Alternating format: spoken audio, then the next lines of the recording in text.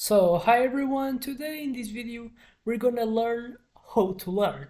So, this video is gonna be backed by scientifically evidences that obviously the scientists have been tested about what seems to be more efficient method, mainly methodology that we can say that they kinda can be uh, like a got tired type of way that systematically you can approach the absorbing of new type of matters and obviously so make us learn more in less time. So first thing that has to be said, all science works. Science works by doing experiments that we introduce like in some specific type of population that you want to observe a specific measure or a specific type of effect, a component, and we're gonna understand the effect that it's gonna have in comparison with other type of population that what will be deal to be like close in terms of characteristics from the population that I've been so experienced and put in so the component that I want to test what so is the effect that it has in a specific type of indicator that a population has, and I'm going to compare so with the other population and see what's its effect. Things that are useful: populations being close to each one, to so don't attribute like a effect that a specific outcome bring that was come from the group of that the effect was applied is not because the group is just different than the other one. And a thing that is useful is the placebo. So sometimes, and this is really something that's applied in the medical experiments, the the medical experiments, when they want to try if a specific pill has effect in treating a disease, they apply it in a specific population. They bring so and they have the ability to create other group of peoples that are the ones that are not going to be tested. They are close to him, but they as well give so a pill, but a pill that doesn't have like the biological type of feature that we are trying to test, so that it can to contribute for a specific metric that can be like a reduce of a specific hormone that's is kind of correlating with the specific disease. And they do it because a placebo is like a feature that people have seen in experiments, that just by the thinking that I'm gonna receive something, it kind of has been shown that it tends to have effect in the way that my body can react. And so how this all is applied in the scientific test that we have to prove that a specific method is better than other one to learn. Well, we make so two groups, we get so to them to absorb a same type of information, and probably the tests and the way that you're gonna so measure the outcomes is so making them applying and doing a test that is obviously having a connection with the context that and the materials that they're gonna observe, they're gonna study. And obviously what they're gonna have people that groups that are kind of have the same type of intelligence, people obviously demographically talking probably close, so people with the same age in average. So whole things that can be something that can make us obviously don't make what could be the result of this test being something that we can doubt, and we can make attribute the effect in differential between the groups, other than just like the effect that is a specific type of methodology that I will say that the group that I want so to test all this methodology is effective. I'm gonna say to you to apply, and the other one I'm not gonna so give the information that this method can be applied, and so they will not do. So obviously we have this type of strategies, and so this is why how we can say the methodology is better than other one is just doing purely scientifically thinking. So what has been proved by using this methodology that seems to be better? First thing, spaced repetition. What is spaced repetition? Spaced repetition is like when I learn something, the groups that have been exposed to a specific type of matter, and have more repetitions than what consists of this repetition. People observe a matter, and in like 30 40 minutes they will have to make a work in their brains that they will have to try to remember everything that they have learned and consumed so in the prior type of block of study.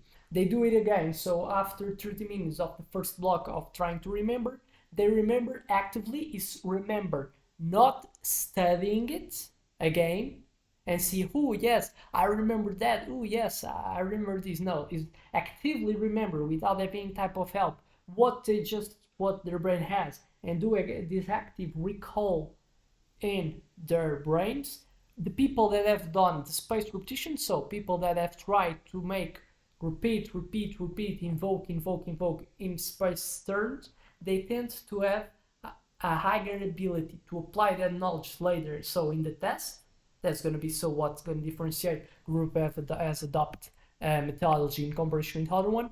The people that have done this spaced repetition that's involved trying to trying to reward in what they have learned and have they consumed in the past sessions of study, they seem so to have more ability to perform better. And what seems why this seems useful? Because we're spending energy.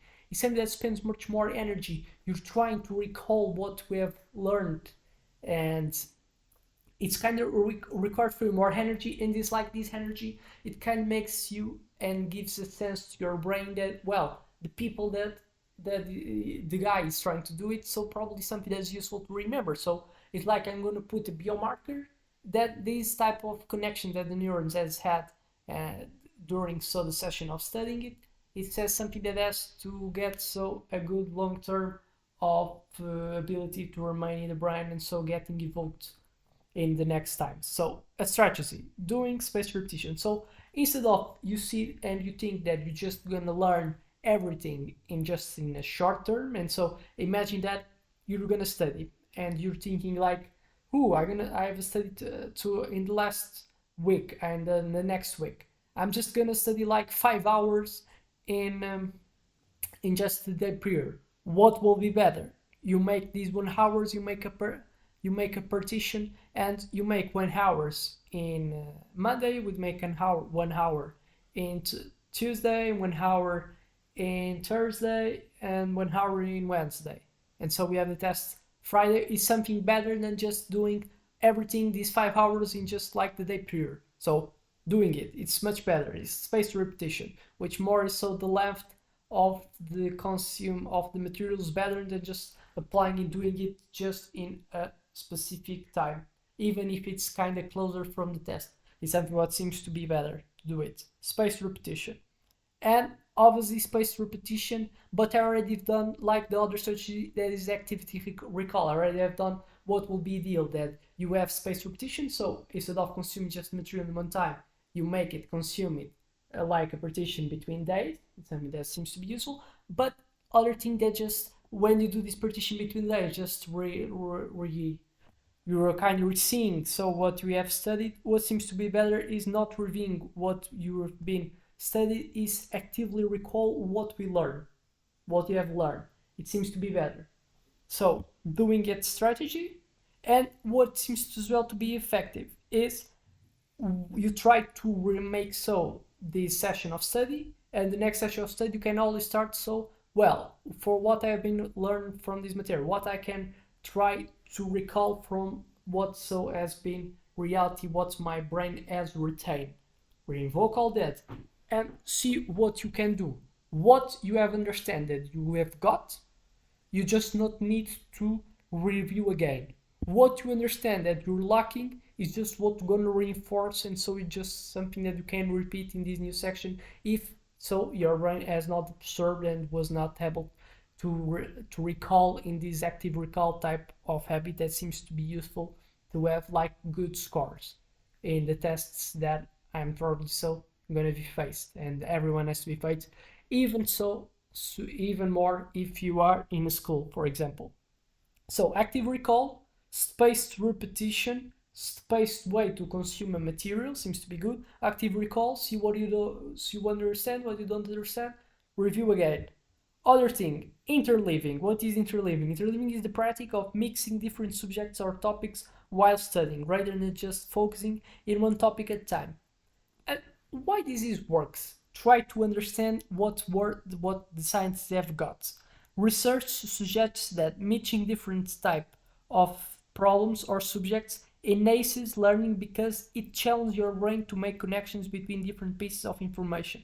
So when you just like studying a thing, you can enter like in passive mode. You're just consuming all the type of matters, all the type, always the same type of concepts. When you make so interleaving, so in a block of study, you just don't study just one thing. You make like 30 minutes of something and 30 minutes of other ones. Your brain is so you're gonna work your brain to understand the difference between two different subjects, and so you're gonna have to require more energy. Your brain has to work better in trying so to differentiate the things, and so by requiring your brain to work more, just because you're exposing your brain to different things, exposing to something that's new, curiosity, your brain, so we're going to require to adapt to a new context, and so you're going to put your brain in a way that is going to try to understand why these things are different, and so you're going to grasp what's the different concepts in either subjects, and so you're gonna like a higher grasp and not enter in a passive mode, just studying all the same thing and not learning, and just enter like in a zone then you're just doing nothing. So seems it's something that has been good. Other thing, the power of sleep. Sleep is crucial always.